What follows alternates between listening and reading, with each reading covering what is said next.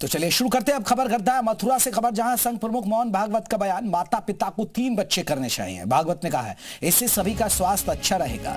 ये बात डॉक्टर लोग भी बोलते हैं। 3 बच्चों से हेल्थ की गारंटी बढ़ेगी। आज कई देश जन्म दर को बढ़ा रहे हैं। साथ ही भागवत ने कहा है कि समाज का दायित्व है कि जैसे ही किसी घुसपैठिए का पता चले अधिकारी को बताए। वैसे तो हमें भेदभाव नहीं करना है, लेकिन जो देश में चोरी छिपे आए हैं, कभी बड़ी गड़बड़ियों का कारण बनते हैं, ऐसे लोगों के लिए हमें स्पष्ट रहना होगा। हमें उन रोजगार नहीं देंगे। समाज और प्रशासन को मिलकर ऐसे प्रयास करने चाहिए कि धर्मांतरण घुसपैठ को रोका जाए। जनसंख्या कानून में कहते हैं भाई 3 के नीचे आ गए तो खतरा है, तो 2.5 के नीचे गए तो ब्रेक लगाओ जल्दी, और 2 के नीचे गए तो फिर कठिन।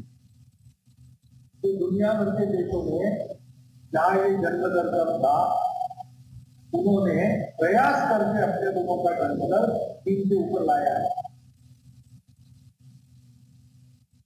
और अपने देश की एक जनसंख्या नीति है, हम कहते हैं उसका बजट का विचार करो। 50 साल के बाद अपने देश में खाने वाले कितने रहेंगे, खिलाने वाले कितने रहेंगे, कितने लोग रहेंगे, तो स्वास्थ्य, शिक्षा, पर्यावरण, सारी बातें देशी रख सकेंगे हम। और फिर जन्मदात्री माता होती है, उनका प्रबोधन, उनका सशक्तिकरण कितनी मात्रा में करना पड़ेगा। ये सारा छोड़ के 50 साल के बाद ये जनसंख्या उपयोगी होगी, ऐसा कुछ तय कीजिए। और जो भी आप तय करोगे पहले सबको समझाइए, एकदम कानून मत लाइए, समझाइए सबके हित की बात है, इतना बड़ा आवश्यक है, और फिर वो सब पर समान रूप से लागू कीजिए, और जहां गड़बड़ होती है वहां जल्दी लागू कीजिए।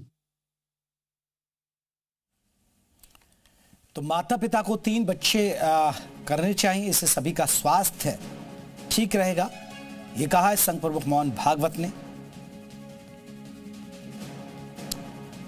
मथुरा में आज एक कार्यक्रम में वो पहुंचे थे। साधु संतों का एक खास कार्यक्रम था, जहां संघ प्रमुख मोहन भागवत का ये बयान, माता पिता को 3 बच्चे करने चाहिए।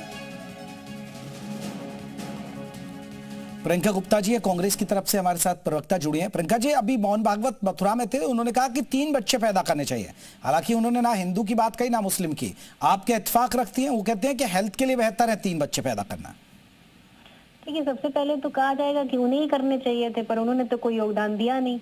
तो अब महिलाओं को कम से कम इस हक से तो महरूम ना करें कि वो कितने बच्चे पैदा करना चाहती हैं और कितने नहीं करना चाहती। हर चीज पे पाबंदी लगा देंगे आप लोग, हर चीज में आप डिसाइड करेंगे कपड़े क्या पहनेंगी महिलाएं, बच्चे कितने पैदा करेंगी, फिर शादी किससे करेंगी। अरे भाई, आप एक स्वतंत्र देश में रह रहे हैं, तो ये स्वतंत्रता तो व्यक्ति पर निर्भर करती है कि वो कितने बच्चे पैदा करेगा, कहाँ पूजा करेगा, क्या खाएगा, क्या पहनेगा। ये मोहन भागवत जी कौन होते हैं ये डिसाइड करने वाले कि कोई महिला कितने बच्चे पैदा करेगी। और स्वास्थ्य की चिंता है तो सबसे पहले स्वास्थ्य सुविधाएं ठीक करें। अस्पताल तो है नहीं। उत्तर प्रदेश का हाल ये है कि जो महिलाएं प्रेग्नेंट होती हैं वो प्रेगनेंसी के दौरान तक तो भर जा रही हैं। बच्चों को पैदा करने के लिए जो सुविधाएं देनी चाहिए वो तो सरकार दे नहीं पा रही। कितने केसेस ऐसे हैं कि अस्पताल के गेट पर बच्चे पैदा हो जा रहे हैं, और सरकारी अस्पतालों की हालत देखिए आप, न दवा है न स्ट्रेचर है।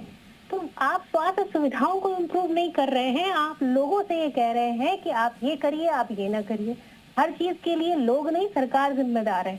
आज देश की स्वास्थ्य सुविधाएं इस कदर चरमरा गई हैं, और स्पेशली उत्तर प्रदेश की अगर हम बात करें तो यहाँ पर स्वास्थ्य सुविधाएं सिर्फ अमीरों का एक जो है सुविधा बनकर रह गई है। आप सरकारी अस्पतालों में इलाज के लिए आप दर बदर भटकते रहेंगे, आपकी ना कोई टेस्ट होते हैं, ना आपके कहीं कोई स्वास्थ्य सुविधाओं की सुविधाएं मिलती हैं, ना कोई दवाइयां उपलब्ध होती हैं।